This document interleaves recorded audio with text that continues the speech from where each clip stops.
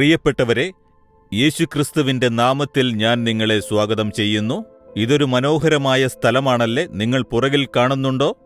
ഇത് തൂത്തുക്കുടി ജില്ലയിലെ മണപ്പാടി എന്ന സ്ഥലത്തുള്ള ഒരു മനോഹരമായ പ്രദേശമാണ്.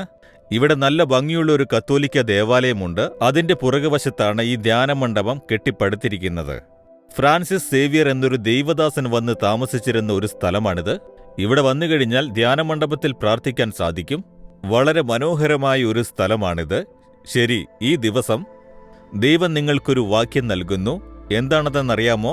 1 ശമൂവേൽ 26 അധ്യായം 25 വാക്യത്തിൽ, എന്റെ മകനേ, എന്റെ മകളെ, നീ അനുഗ്രഹിക്കപ്പെട്ടവൻ, നീ അനുഗ്രഹിക്കപ്പെട്ടവൾ, നീ കൃതാർത്ഥനാകും, നീ ജയം പ്രാപിക്കും.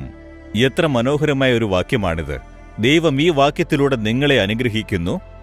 അനേക വർഷങ്ങൾക്ക് മുൻപ് സ്നേഹവാനായ സഹോദരൻ DGS ദിനകരൻ, നിങ്ങൾക്കെല്ലാവർക്കും അറിയാം, ലോക പ്രശസ്തനായ ഒരു ദൈവമകനാണ് അദ്ദേഹം. ഇന്ന് അദ്ദേഹം പർദീസയിലായിരുന്നാലും അനേകം വർഷങ്ങൾക്ക് മുൻപ് അദ്ദേഹവുമായി എനിക്ക് നല്ല സൗഹൃദമുണ്ടായിരുന്നു. ഒരിക്കൽ എനിക്കൊരു ബൈബിൾ തന്നു, ഇംഗ്ലീഷ് വേദപുസ്തകം. എനിക്കതിൽ എന്തെങ്കിലും വചനം എഴുതി തരാമോ എന്നോട് ചോദിച്ചു.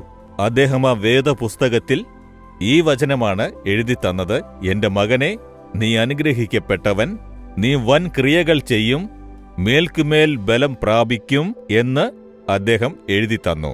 എനിക്ക് മറക്കാൻ സാധിക്കാത്ത ഒരു അനുഗ്രഹ വചനമാണിത്. ഒരു ദൈവദാസൻ മനസ്സോടെ അനുഗ്രഹിക്കുമ്പോൾ ആ അനുഗ്രഹം നമ്മുടെ ജീവിതത്തിൽ ഉണ്ടാകും.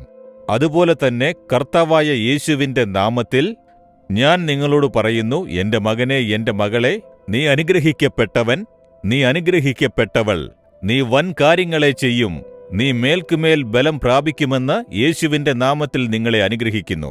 അതുകൊണ്ട് ധൈര്യമായിരിക്കൂ, ഒന്നിനെക്കുറിച്ചും പേടിക്കേണ്ട. നിങ്ങൾ മേൽക്കുമേൽ ബലം പ്രാപിക്കും.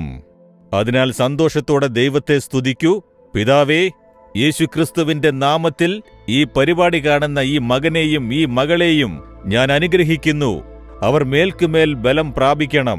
നീ അവർക്ക് വലിയ കാര്യങ്ങൾ ചെയ്യണം. ഇവർ മറ്റുള്ളവർക്ക് വലിയ കാര്യങ്ങൾ ചെയ്ത് സാക്ഷിയായിരിക്കണം. അതുപോലെ അവരെ അനുഗ്രഹിച്ച് വർദ്ധിപ്പിക്കണമേ. യേശുക്രിസ്തുവിന്റെ നാമത്തിൽ അനുഗ്രഹിക്കുന്നു പിതാവേ. ആമേൻ, ആമേൻ.